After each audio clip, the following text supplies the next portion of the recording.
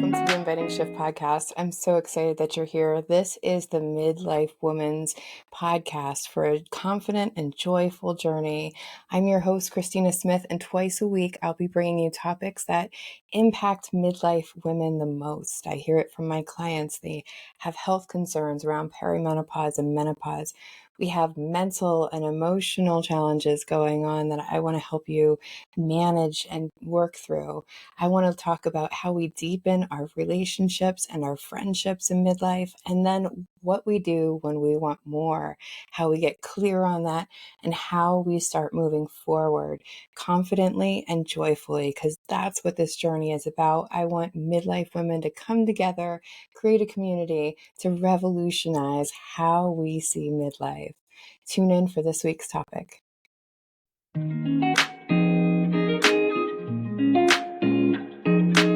Welcome back to the Inviting Shift podcast, where we talk about having a joyful and confident midlife. And one of those huge areas in our life is like, what do we do, right? What do we do in our career? How do we know when it's time to shift careers if we're feeling a little stagnant? And today we have Urvina and Anjali here to help us really start thinking about these career transitions. Is it good for me to transition right now, or is this a time where I just need to have more clarity maybe? And they are from UKAN Coaching and from the UK. So thank you for joining us from across the pond. Thank you, Christina, for having us both on. Yeah, it's great. Really excited about this. Yes, I am too. So tell us a little bit more about your journeys so that we can understand how it is that you got to helping people with their career transitions. Oh, I'll make a start. So I actually worked in the National Health Service here for 27 years as a therapeutic radiographer. That's the treatment of cancer, of which the last 15 years I was a practice educator. So did a lot of already mentoring and coaching and all of those wonderful things that you can do to help people develop. And the last, during the end of it though, I really had no progression opportunities. And what came to a head was two things. One was that my role went under consultation, which meant here that it was going to disband. My role was not going to exist. And all my roles and responsibilities were going to be given to that of a junior person. So, of course, I had the opportunity to go for that new role. But of course, I wasn't going to I had been a manager for so long, or I could I could see if there were other similar roles within the organization at large. Couldn't find anything. And then what also happened is my daughter, I have three children, and one of my kids, my daughter, has learning difficulties. And she was at an age where she was transitioning into 17, 18, 19-year-olds were thinking about her future, her career as well. And in that moment, I thought, okay, I have all these skills with me. I don't want to work in an organization that doesn't value me anymore. What can I do with that? And also, how can I leave a legacy for my daughter? And that's how I decided that I needed to step away, and I can help so many other women outside of this one organization. And that's how my journey started around actually at the age of 50. Oh, wow. Good for you. Big transition in the middle of Huge, life, yeah. right? Yeah. Yeah. So for me, so this is Anjali. So for me, this transition actually started it started about 3 years ago after COVID. So prior to COVID, I had been quite interested in learning coaching skills, but to use in the workplace. So my background is I'm a finance professional, and I've always worked in the corporate sector. And as I was going up the ladder, I was getting more managerial responsibilities. There was more interaction with more senior people, and I didn't know. I was losing my confidence, and I wanted to see if I could build my confidence and also use coaching skills to be a better manager or a good manager. So I trained as a coach, But post COVID, I was feeling quite burnt out, and I decided to take a career break in trying to figure out what my next step is going to be. Mm.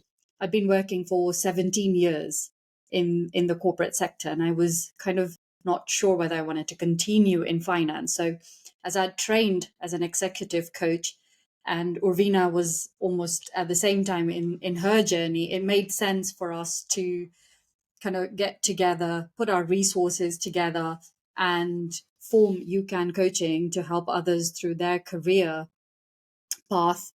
Um, you know, and also it helped me figure what I wanted to do and how I Mm. wanted to transition or see where I kind of fit into the picture.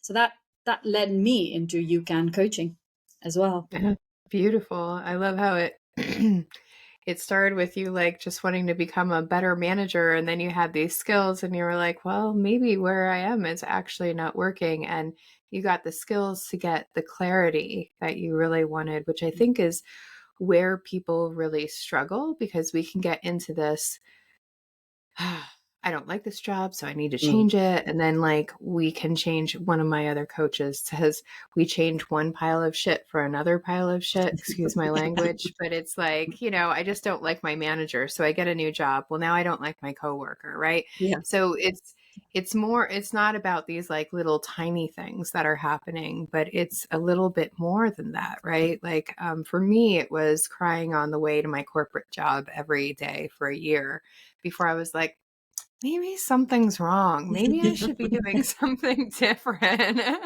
And so we're having this conversation. So hopefully, if you're listening to this crying on the way to work, you're going to see that as a sign and not Yeah. as something that something that's wrong with you. Because that's what I would tell myself is like, Christina, you should be grateful. You can pay your bills. You have a house. Like, this is more. You have more stability than you ever had when you were little.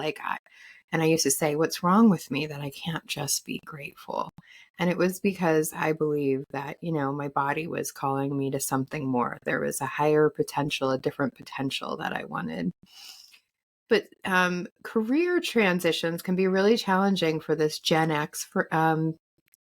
generation, because we were taught by the boomers that we Mm. need to go get a job, Yeah. get a paycheck, get a Yeah. pension, right? Mm. And you Yeah. just do that for 40 or 50 years and you're going to be fine. Yeah. Absolutely. Yeah. Yeah. That was the way, wasn't it? Hard work hard, and you will earn the money, you will earn the respect, you will be successful. Hard work equated to success.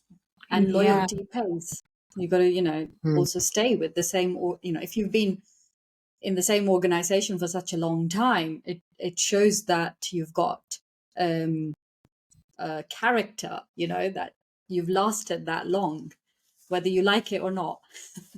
Right. Whether you're miserable or like, binge drinking on the weekends because you hate your job so much, doesn't matter as long as you're getting Yeah, through it. Right. And exactly. I mean, that's a very boomer attitude of being like survivors.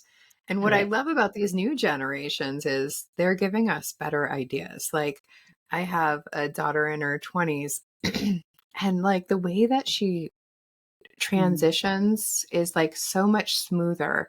Like, she Yeah. just trusts it's all going to work out, and it does. And like, to me, it's like, wow, like I was taught you have to work really hard. You almost had to stress yourself out in order to get there. And for her, it's just like they figure it out in a different way, And I also have friends who have kids who they start their own businesses at like 20. Like, Yeah. I have a friend who her daughter collects exotic plants and then, breeds them. That's not the right word, Amazing. propagates them. Yeah. And then like sells them for so much money. And I'm like, I never would have thought of that. But like Yeah. these younger kids seem to be kids in their 20s, whatever. They seem to be giving us our generation like more ideas and more flexibility and possibility. Like, I'm opening my eyes to new, wow, what if I could actually make money off of art or something, right? Like, which was They're, a big they're, no-no when we were growing up. they're definitely a different breed. Pardon the pun, but yeah, they are. And they have more a sense of adventure. They will take more risks. They will gather so much in their toolbox to be able Mm. to move onwards, upwards, outwards, and they can do it much more easily because of that. There are some disadvantages I see, but mostly I'm with you on that. I love their energy about that, Mhm. and they see the world so differently. It's not so tunnel visioned. Yeah, and it's more about that experience as opposed to just getting pigeonholed into one particular type of role or a title or Mm, a profession. And Mhm. it's amazing to see that transition. But it's also what then leads to those who are in their mid career, so to speak, becoming the sandwich generation almost, because we're living in a world that is, on both ends. It's Mhm. quite difficult then to transition. Yeah. Yeah. But I love that they're just opening our perspective. And mm, I know that midlife brings its own unique challenges, right? Not only do we have the perimenopause and the menopause going on, so we're already like thrown off a little bit. But there's a lot of things changing. A lot of our kids are, getting up and out of the house. So now we're empty nesters and we have a little bit more space. So I know for some of my clients, even though they've been working the same type of job for the last 15 years, once their kids leave, they suddenly feel like they have more space and yeah, possibility, and they have the time to explore a little bit more and absolutely. Yeah. really start questioning themselves like, is this what I want to do for the rest of my life? And I Mm. think that this is so, so important, because I want to talk about some of the blocks that keep us from exploring more. I think that Yeah. that's so important. I know that for some of us, because old women, are not valued in our society, that we're afraid that maybe I'm too old to get another job or do something new. Maybe, maybe I don't have skills to do that because I've only been using this one skill. So what happens when women come up to you and have these blocks to exploring more? Yeah, it's quite interesting because everyone's got their own thing that stops them. So Hmm. a lot of the clients that we've seen in that phase, in a lot of instances, there's two things that come out. One is fear. So there's either a fear of change or a fear of just not knowing what they can transition to. And the second thing that comes up the most is, am I good enough? Like, Mm-hmm. what are my like, I've always done this Right. for like my whole life. Like, what else can I do? There's nothing out there that I can do apart from what I've been doing. And it's that thought process that we work on to start shifting the narrative, to help them get the clarity of, okay, what else can you do? Because at that stage, as you mentioned, they're in a different phase of their lives. They've got more room, but also it's a point where maybe the finances aren't as important anymore. Maybe it's more about, is my work making an impact? Is there like meaning to what I'm doing? And it doesn't have to be a radical shift. It doesn't have to be a complete jump from one profession to another. It could be just finding something along the lines of what you've done. And you're right, there's more time to explore at that stage. But because they don't know where to start and they've been doing the same thing for such a long time, it takes some assistance from what we call objective people. Like, we're not in their lives, so we can help point out to say, you missed this, or you're not exploring this, but you've spoken about this quite a lot. You seem quite interested on this side, and it starts unblocking those stories or the narratives that they've been telling themselves. So, I'm too old to change. It's too late for me. There's nothing that can save me from this Mhm. uh, this routine. that we've set up. I've got to just get on. It's another 10 more years to retirement or 20 more years to retirement. I can do it. I can do it. And it's getting them to change that to say, you don't have to suffer for that long anymore. Oh, I love that so much, because you just saying that made me want to cringe. Like, I can get through another 10 or 20 years. That's 10 or 20 years, Yeah. man. Yeah. That's a lot of It's a time. lot. It is a lot. Yeah. It is a lot. And you will also find that women of men even, but we mostly see women who have been in a profession, in a career for a long time. They know completely, and at that point where they're starting to question this all, and they know what they don't want now, but Yeah. they often don't know what they do want. Yeah, I always say that to my clients, that that's where we start, is what we don't want isn't clarity, but it is a start. Like, Yeah. at least we're eliminating some things. Yeah. True. But Yeah. then they get caught up in that. So because they're focusing on what they don't want, they only see other roles, jobs, where they're getting more of what they don't want. Yeah, or they have fears that, they could even like be self-manifesting those things that they don't want, Correct. because they're Correct. so focused on it. And again, Yeah. that's, like I said, that other coach said, it's just changing one pile of shit for another. If Yes. we're not really clear, I mean, it's cool if you want to go experience it and try it out or whatever, but it doesn't mean that it's going to be better just because it's a change. It could be a different kind of not so great. We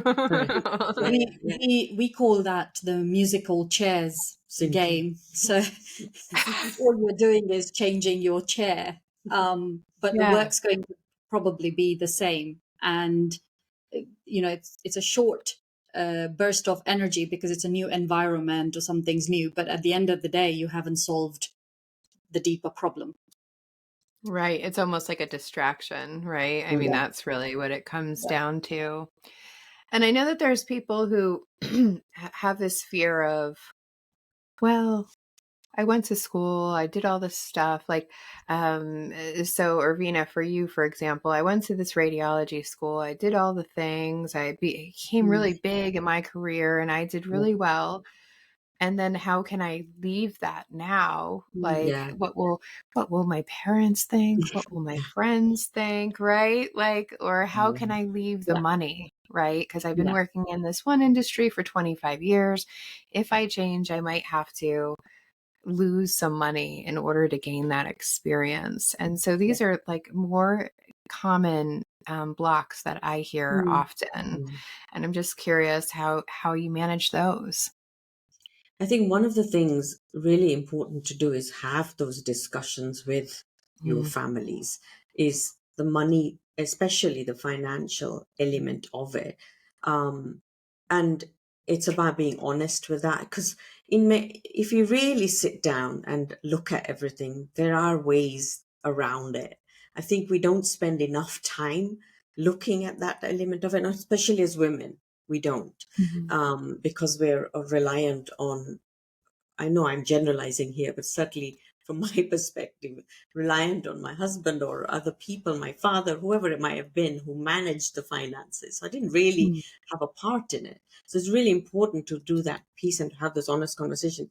And and it's about, because you can't, whatever happens, whether even if you need the finances to be in an unhappy career, in the end just doesn't help, even with finances, because it might even affect your promotions, your potential to get bonuses, etc., etc. So in a funny way, it does spiral. So it's important to have those discussions to say, look, I am so unhappy, I really need to think about doing something different, and making those small changes. And while you can do that whilst you're working, to explore all this, at least then you can find out, okay, what I can do. If I've got this much money, how many days can I work doing something different? All of these things can come into play. It's really important to do that research, to have those discussions, and to make a plan. I think also important to talk about the investment side of it. So you've studied, you have worked and you've built yourself up to something. When you're looking at a transition, you're not taking away anything from what you have done so far. The beauty about transitioning at this stage is taking all that experience into the new world. It's not like you're going to leave everything behind and you're starting from zero. You're not. If you're starting from zero, then it's very painful because it feels like such a step back. And what we've found in most instances is it's just a slight pivot. So you're still taking everything that you've learned. Nothing is wasted. All those skills, all that studying, all that sweat and blood and tears are coming with you into this new phase or new part of your journey. But what it's doing is it's going to give you, because of that experience, you're not going to make the same mistakes. So you're going to get to your next stage a lot quicker than what you've done in maybe the first half of your career journey. So we don't discount anything, but we find ways of translating that into what your next stage should look like. And that's quite important for people to reconcile to, because again, it's that internal conversation where we're stopping ourselves because we feel that, we've spent that much time. How can I let that get wasted? Or I've got student loans to pay off because of that. These are all the narratives we say, but these are all the things that have got you onto the career ladder. And now it's time to use all of that and just jump even higher to the next. I love that, because it's like, it's not seeing it as a downfall. And it's like, if we really take it to the other side, it's like, because of those previous skills, you might have skills that other people in that new industry don't have that, could be useful. And I also agree that, like, I was in corporate marketing before I became a coach. Well, a lot of those skills transfer, right? Like I can take a lot of that, even if it's just like working with people. I learned how to have conversations in a good way, right? We learn how to communicate in a better way. So there's a whole bunch of skills that we don't often see on a resume that would definitely still help us, even if we change careers, start our own business, whatever that part is for us. But it all starts with clarity, which I think is something so important that you mentioned. And I really loved how you were like, we can, Urvina, you were talking about how we can start exploring while we're doing what we're doing, which I think is so important, because I've seen other people like, I just quit my job and I started a business. And if you do it that way, you can do it. I'm not trying to discourage anybody, but at the same time, it puts so much pressure on you to find the right answer right away, rather than if my brain knows that I'm just in exploration mode and not doing mode, I can dream a little bit bigger. I can explore new things, rather than just being like, this is what I need to do and I need to make money now. Because when we're in that anxious spot, I know I don't make any good decisions. No, I don't think anyone does. Yeah, because there's just too much fog. Yeah, absolutely. And it's interesting how you've mentioned that sometimes people feel that they need to quit their job in order to have that time. But our advice is, if you're in that situation, then always make sure that from a financial perspective, you can stand that. So, have a buffer of your savings for about at least 6 months, 6 to 9 months of savings, so that, if it doesn't work out for whatever reason, or if you are trying to figure out what you want to do and then you're moving on to the next thing, it is going to take some time. It's not going to happen overnight. And so if you're in that position, then certainly make sure you take a calculated risk. Just don't jump straight into the deep end or the hot fire, and then it just propagates into something you don't want. I mean, because then there's so much pressure. Yeah, and there are people who are in the fortunate position at the midlife where they can do that, which is fantastic. And then you really have got the space and time to just do nothing else and focus on your next move. But as Anjali said, those who do have those financial, especially in this current climate, and may have financial implications, it's a good idea to take that time whilst you're working. Because if you're unhappy, why not then do all this? Because you're unhappy anyway at work. So find Just set it up. Set it up. Set it up so you can get into something different. And you can hit the ground running when the time Mhm. comes. Yeah. And that's exactly how I did it. Like, I cried for a year at my work, on the way to work. But then, like, for 2 years, as I was exploring new things and as I started coaching, it took the pressure off that day job to be like the thing that fulfilled me. Yeah. And so I didn't cry anymore on the way to work. Even though I was going to the same job I was last year, I wasn't crying because my brain was like focused on this other thing that I was growing. So it became less pressure of like, I'm not going to do this for the rest of my life. I can. Yeah. It's almost like anytime I've ever quit a job and given them 2 weeks, that last 2 weeks was like the best 2 weeks of that job, right? I get that, yeah. Because we didn't have the pressure of thinking I've got to do this day in, day out. It's like, no, it's just 2 more weeks. No problem. I'm doing something else. Right. Yeah. But I had that space in my brain and my body that was like, oh, but here's the thing that you're really passionate about. And that's what we're working towards. And just working towards that, even getting the clarity around that was like a big deal. That really changed my perspective on how I was showing up every day. So I love that. Another option I think is like, go get a menial job that pays less. If you just need a little bit of cash, go get something that, easy peasy, work in a retail or something, like something that you don't have to give a lot of energy to, especially if that big job that you had or career was really draining you. See, how much money do I actually need to make? Great. Well, let me go do something that doesn't take a lot of my mental or physical energy so that I can put that back into the business that I'm building and the clarity that I'm getting. So there's lots of options.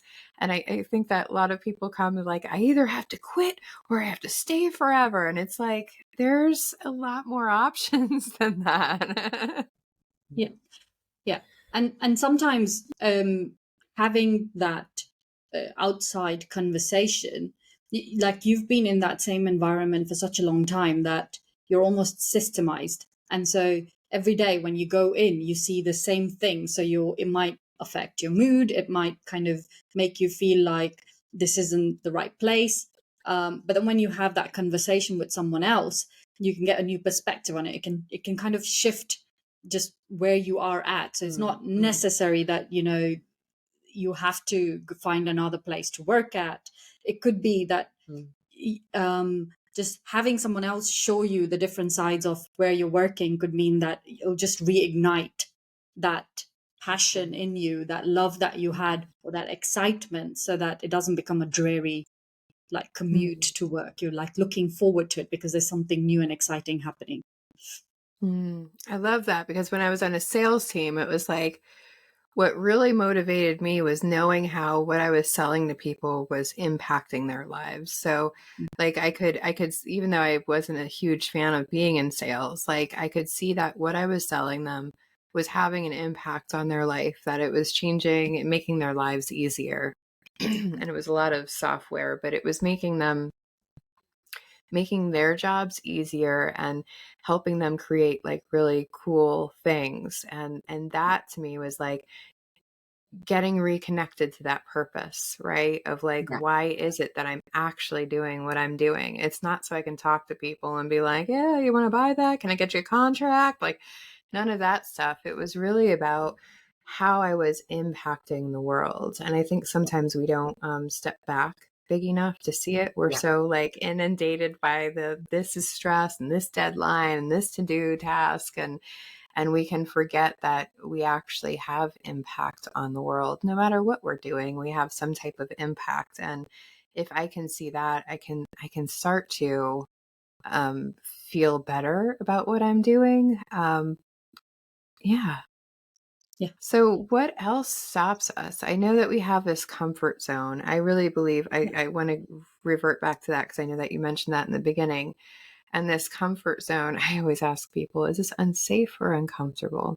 And usually they're like, I don't know, it feels unsafe. I'm like, yeah, it's Yeah. usually just uncomfortable, right? I mean, fear is Yeah. uncomfortable. Yeah. Yeah. Yeah. Yes, a lot of women who come to us sit in that zone. And one of the things that we do with them is it's taking those little steps, the little Hmm. goals, the little actions, because what that then does is that zone that they're in gets wider and wider. So Mm. whilst they're still in the zone, but they're moving towards that limit, and therefore they are, after a while, start feeling, oh, okay, I can do this, or I can explore that, or oh, things do look different, and start Mm.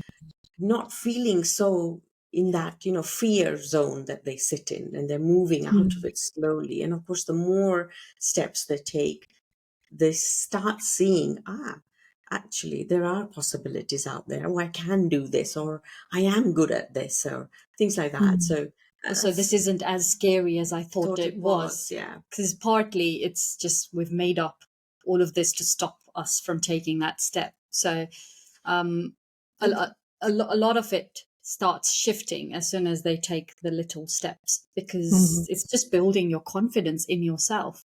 And one of the things to for is really quite important to know is that, because every little step you take, you might sit in another little piece of a comfort zone, Mm. but in fact, that's a good place to be, because that's where you're growing, that's where you're Mhm. developing. So that Mhm. rather than, sometimes it's better to view it as it's this zone of comfort, that where you are slightly uncomfortable, but you are growing. Yeah, I always tell my clients that discomfort means growth. Like that's what it usually means if we're actually listening to it, and that's okay. It's okay to be uncomfortable. In fact, a lot of humaning is really uncomfortable, Yeah, and yeah, that's okay. We don't do we want to live there? We probably don't want to live there 24/7, right? We want to yeah, go do the scary thing and stretch that, what you're saying is like stretch that comfort zone just a little bit and then yeah, come back and then stretch it a little bit more and then come back. But, if we weren't uncomfortable, we would have already been there, right? yeah, Like that's yeah, that's what people yeah, don't understand. Like yeah. if we didn't need to grow, it wouldn't be uncomfortable. We would just be Correct. there. But like I always think of like when we stop growing, we start dying. And Yeah, that's when we start like settling in and going, this is fine. It's fine. I'll just survive. I'll just get through so, it. And it's like, I don't want a life of just getting through it. I'd rather see myself like I'm being brave, right? And I think that, because the fear comes, we're going to be a failure. We're going to have to start over. I'm going to have to learn more. All of yeah, those, I might be embarrassed. Like all of those are just uncomfortable. They're not yeah, unsafe. It's okay to stretch into that. And I know that a lot of people will bring in like imposter syndrome, which I have episode 3 is about imposter syndrome. But we're not like, I hate the phrase fake it till you make it. I don't know. It's just a phrase that I'm not a big fan of because it's just cringy to me. But act as if, right? I'm going to act as if I already believe that I'm a full-time coach. I'm going to act as if I really see myself becoming that next person. How would that mm, person act? If I want to be Susie, then how does Susie show up every day, right? Like if I mm, want the job that she has, what are the actions that I would take for myself to get yeah, into Susie's correct. position? And just moving forward and acknowledging the fear. Sometimes when we just acknowledge it and go, wow, I'm feeling very fearful, that's okay. And then I can Mm, celebrate myself at the end of the day and be like, yes, that was so brave of you. Good job, Christina. You did that thing that was new and it was scary. And it sounds silly, like, but I literally pat myself on the back. My clients laugh at me all the time. But it's like, we don't celebrate enough. We focus yeah, so much on these pieces that we're not getting right that we don't really acknowledge all the pieces that we're getting right. Like, right. that I'm doing the thing. Yeah, I might be scared and yeah, I may not get it right, but that's confidence. Confidence Mm, is the skill of doing something, knowing it might not turn out the way that I want it to, and I'm mm, just going to have to yeah, deal with that. yeah, Yeah. absolutely. And it is something we work on quite a lot with our clients, the confidence piece. And there's so Yeah. much involved in the confidence, which you can do every day. or every week, whatever. But there is so many things that shows you your confidence. And I guess, what happens is when they're so stuck, they cannot see any of that. So it's really the clarity piece is the big piece here in terms of actually, what, even though you're stuck, there are X, Y, Z, ABC options. Yeah. What are 3 questions or tools that you might offer your clients to start getting their clarity? If they're just like, I just know I don't want what I have, right? Because that's where we all start with, not this. How do we start moving towards that clarity? I think we use a lot of questions as we do in coaching. I think the one that I've found quite impactful is, if you were, say, take a time frame, 5 years or 6 years from now, and if you were to look back, what do you want to see? What do you want to have achieved in that time frame? And where you're at now, are you in a position to achieve that in that time frame, 5 years or 10 years from now? Because if you're still where you are now in 10 years time, if it's good enough for you, great. But if it's something that you're thinking, no, I don't want to be here, then you can start figuring out what your next steps are. So that's one of the things that starts giving you that shift of, in 10 years time, where do I want to, if I look back, what are the things I should have been doing or have Yeah. achieved? What would I be proud of myself? Yeah. Beautiful. Yeah, and the other thing we look at is, we talked a little bit about it earlier about the skill set and their competencies and, what they have already and what they can do with that. What else? What else can they look for that will give them the meaning with those skills that they already have? Of course, sometimes there's new skills to be learned too, but so we really hone in on those things as well, because I think when they are stuck, they often feel that that their skills that they have they're not good enough. And what are they going to do now with those skills? They're old or whatever, however they think.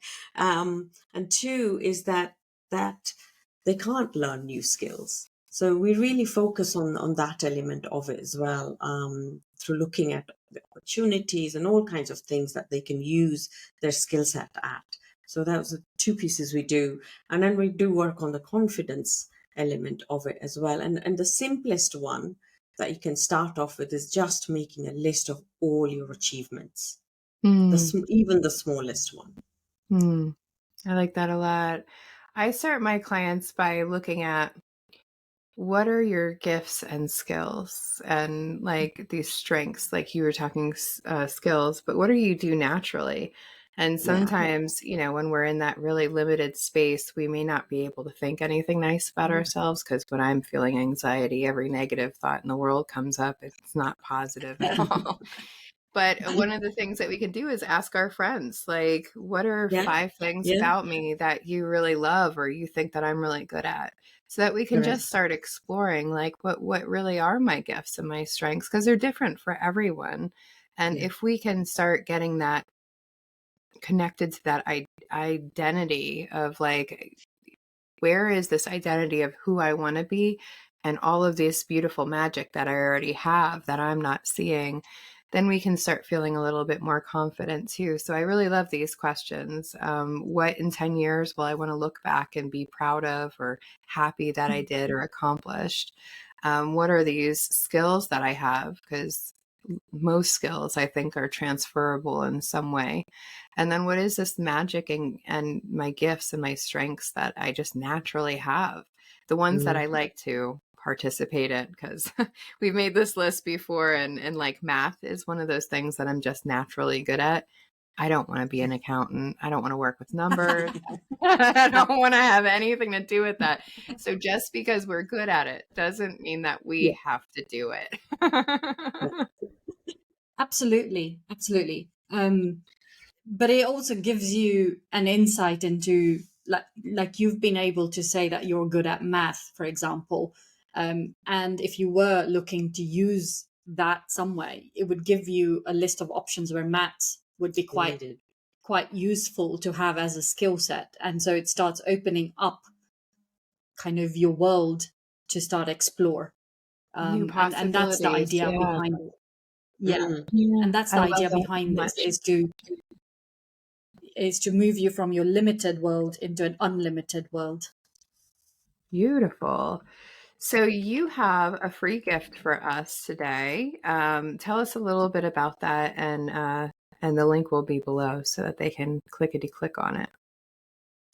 Yeah, so we run a free virtual career clarity masterclass, which is about 60 minutes, and it's live with us, so it's not pre-recorded, and there's interaction within it. And in that masterclass, this is exactly what what we've discussed today, Christina. Is there are some elements of that within the masterclass itself in terms of how to get out of being stuck in your career and to start shifting it towards more progression.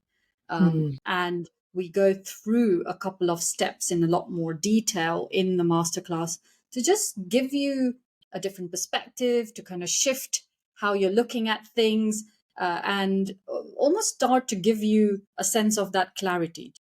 Also, mm, because it's 60 minutes, it gives you a bit of that thinking space that you haven't given yourself in your day to day. So when you mm, come onto the masterclass, it's giving you an undistracted time to just think about your career a little bit, and that goes a long way when you're starting to explore different things you want to do. Because in our normal day to day, I'll do it tomorrow, I'm too tired today, I've had such a long day, or it's been such a busy week, and we give ourselves these excuses, and before you know it, 5 years have passed and mm, nothing's happened. So this masterclass is a great way to just sit down in front of your computer, get some information, get some start getting that clarity, and then see just how much things shift for you very mm. quickly. I love that because sometimes it's just opening up the possibilities, being able to see more possibilities. Because there's so many people that are like, they think it's like black or white. Like I need to stay or I need to leave right now, or Exactly. I need to stay or I need to start a whole new business. And it's like there could be so many other possibilities that we just haven't, because we don't spend our brain time there. We don't actually see how much is actually available. We just get stuck into what we already know. Yeah. So beautiful. So if you guys want to sign up for that class, make sure that you go down to that link and do the clickety click and you'll get all signed up so that you can start seeing more possibilities. Thank you so much, you two, for coming on and sharing this stuff with us. I think it's can feel like a very scary space to be curious about other possibilities, and it can feel like you are jumping off a ledge. So if y'all are having if the audience is having any questions about this, please reach out to these two beautiful women so that they can help you get a little bit more clear. And that masterclass sounds delicious. I might even just take it just to be like, am I in the right spot? Because we can always be getting better, or like just fine tuning and tweaking, right? Yeah, absolutely. So Absolutely. It's been yeah, fantastic, Thank Christina. you. Always a pleasure to talk about how to get people out of their comfort zone and into better things. yes, I think so too. Thank you so much. And thank you, audience, for tuning in. We'll see you again soon.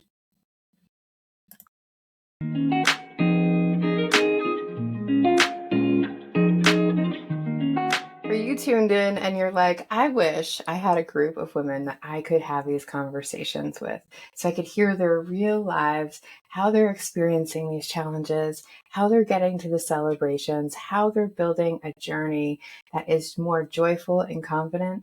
Well, I got you. I have created a community called the Modern Midlife Mentorship, where we have a modern perspective over what aging and what we look like aging looks like today. It doesn't have to be sitting in a rocking chair. In fact, there are so many women out there doing so many amazing things, as you can hear with my guests on the podcast. But in this modern midlife mentorship, we're going to bring a community together to rethink about what midlife can be like, really dive deep into the topics that are impacting us, like our health, our emotions, our mental health, our relationships, and that big piece of what do I want next for myself. So if you are interested in being in a community, making more connections with women in midlife, and getting all the tools you need to really move through the challenges and get to those celebrations, and I want you to click the button below for the Modern Midlife Mentorship. Learn more, reach out if you have any questions, and I would love to see you there. Thanks for tuning in. I hope that you enjoyed the episode and that you were able to get something out of it. If that's true, then on Tuesdays and Thursdays, every week this season, I am going to be releasing more. So make sure that you hit that subscribe button, hit the like button, leave a comment. It all really helps us get seen by more women so that we can really revolutionize how we see aging and how we see ourselves while we're aging, so that we can age more joyfully and confidently.